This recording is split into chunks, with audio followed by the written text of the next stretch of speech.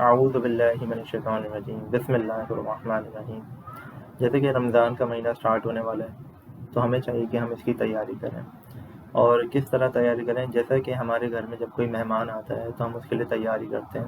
کیسے کرتے ہیں کہ ہم نئے کپڑے پہنتے ہیں، کھانا بناتے ہیں اور اپنے گھر کی صاف صفائی کرتے ہیں۔ اسی طرح رمضان بھی ایک مہمان ہے اور ہمیں چاہیے کہ جب رمضان کا مہینہ آتا ہے تو ہم اپنے باطن کی صفائی کریں۔ مثال کے طور پہ اگر ہم گناہوں میں مبتلا ہیں، جیسے کہ اگر جھوٹ بولنے کے عادی، تو ہم ابھی سے چاہیے کہ ہم جو بولنا ختم کر دیں۔ اور اگر ہم بد نگاہی میں مبتلا ہیں تو ہمیں چاہیے کہ ہم ابھی سے بد نگاہی نہ کریں۔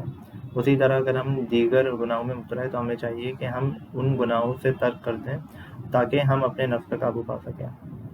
دوسرا یہ کہ رمضان میں دیکھا گیا ہے کہ لوگوں کا ایک مائنڈ سیٹ بن گیا ہے کہ وہ قرآن شریف کو ایک ٹارگٹ بنا کے ختم کرتے ہیں۔ مثال کے طور پہ لوگوں کا ایک مائنڈ سیٹ ہے کہ رمضان کے مہینے میں 1 قرآن شریف، 2 قرآن شریف، 3 قرآن شریف ختم کرنا ہے، جو کہ بہت اچھی بات ہے، کیونکہ قرآن کو پڑھنا ثواب، پڑھانا ثواب، چومنا ثواب۔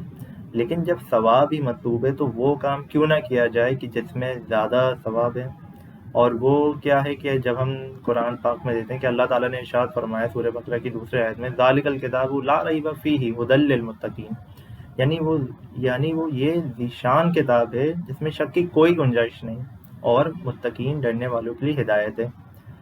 تو جو مسلمان خوف خدا رکھتا ہے اس کے لیے کتاب ہدایت ہے، اور ہدایت کب حاصل ہوگی؟ جب ہم اس کو سمجھیں گے۔ تو اگر ہم صرف عربی عبارت پڑھیں گے تو ہم اس کو نہیں سمجھ سکتے، اور ظاہر سی بات ہے پھر ہمیں اس کا مفہوم نہیں سمجھ میں آئے گا۔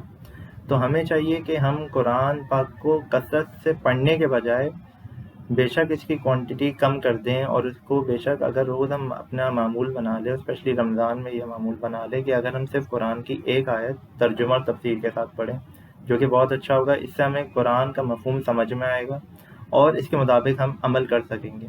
اب فار ایگزامپل اگر ہم اس کو ایک مثال سمجھے کہ اگر ایک بادشاہ ہے، وہ اپنے نوکر کو ایک حکم دیتا ہے اور اس پر عمل کرنے کا کہتا ہے، تو جب ایک حکم اس کو ملتا ہے، وہ نوکر کیا کرتا ہے؟ اپنا وہ حکم نامہ گھر لے جاتا ہے اور اس کی بہت زیادہ تعظیم کرتا ہے، اس کو اچھے سے غلاف میں رکھتا ہے، اس پہ خوشبو لگاتا ہے، اس کی بہت زیادہ تعظیم کرتا ہے، لیکن اس کو پڑھتا نہیں ہے، اور روز صبح شام اس کی تعظیم کرتا ہے۔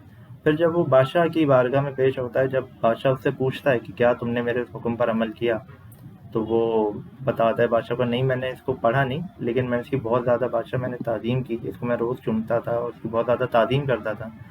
تو آپ بتائیں کہ کیا وہ بادشاہ اس غلام سے، اس نوکر سے خوش ہوگا یا ناراض ہوگا؟ تو بالکل ناراض ہوگا، کیونکہ اس نے اس کے حکم کو نہیں مانا، نہ کہ پڑھنے کی زحمت کری۔ تو بلا تمثیل اللہ تعالیٰ نے قرآن ہم پر نازل کیا۔ قرآن کے نزول کا مقصد ہی یہی ہے کہ اس سے ہدایت حاصل کی جائے، اور ہدایت حاصل کب ہوگی؟ جب ہم اس کو پڑھیں گے ترجمے کے ساتھ اور تفسیر کے ساتھ۔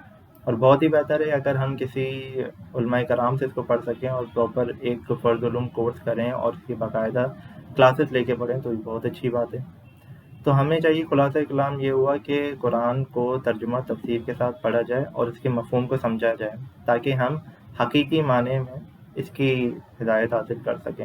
اللہ تعالیٰ ہمیں اس پر عمل کرنے کی توفیق عطا فرمائے۔ آمین۔ وآخر دعوانا ان الحمد للہ رب العالمین۔